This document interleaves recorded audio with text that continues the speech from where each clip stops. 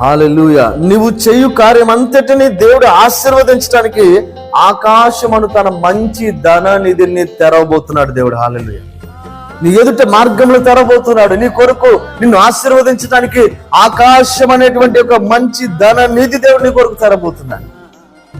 అంటే ఏంటండి? దేవుడు మూట కట్టి ఒక ₹1,00,00,000 మన పడేస్తాడన్న దాని అర్థం. చాలా మంది అనుకుంటారు. వాక్యాన్ని చాలా లోతుగా అర్థం చేసుకోవాలి.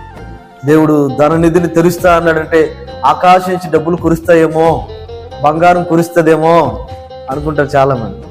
దాని అర్థం అది కాదండి. దాని అర్థం అది కాదు. దేవుడు నీకు నీకు నీ కార్యమంతటిని ఆశీర్వదిస్తానంటున్నాడు.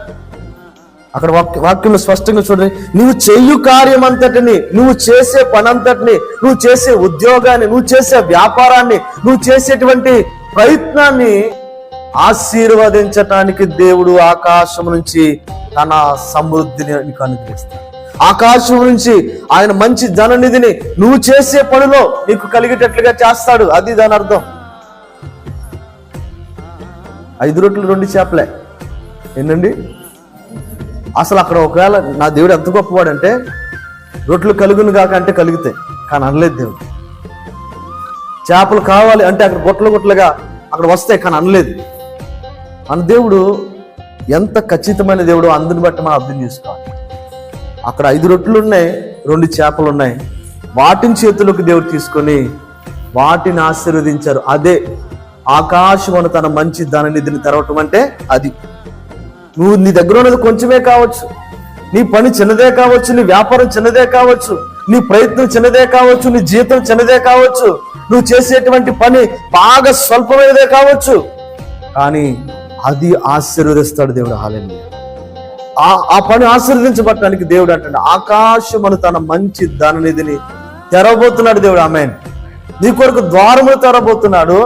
ఆకాశమును తన మంచి ధననిధిని నీ కొరకు తెరవబోతుంది. అప్పుడు ఏమైపోతుందో తెలుసండి? ఆ తర్వాత వచ్చిన రాబడుతుంది, ఇదిగో నీవు అనేక జనములకు అప్పు ఇచ్చేదో గాని అప్పు చేయవు. అవండి ఈ రోజున ఒకవేళ చాలా మందికి అప్పులు ఉన్నాయేమో. నజరేయుడైన యేసు నామములో మీ అప్పులన్నీ తీరిపోను గాక. మీరు చేసే ఉద్యోగం బట్టి, పనిని బట్టి ఏమండి అవే గాలికి వెళ్ళిపో అప్పులు. కానీ దేవుడు ఆ శక్తిని, ఆ సామర్థ్యాన్ని, ఆ అవకాశాన్ని, ఆ మార్గాన్ని దేవుని కొరకు తెరబోతున్నాడు. నీవు అప్పులు తీరిపోయి నువ్వే అప్పిచ్చే పరిస్థితులకు వెళ్ళేటట్లుగా దేవుడు నీ కొరకు ఒక ఆశ్చర్యకరమైనటువంటి మార్గం తెరబోతున్నాడు. ప్రవచనాత్మకంగా మాట చెప్తున్నాను నేను. నమ్మండి, విశ్వసించండి. దేవుని వాక్యాన్ని ఎప్పుడు కూడా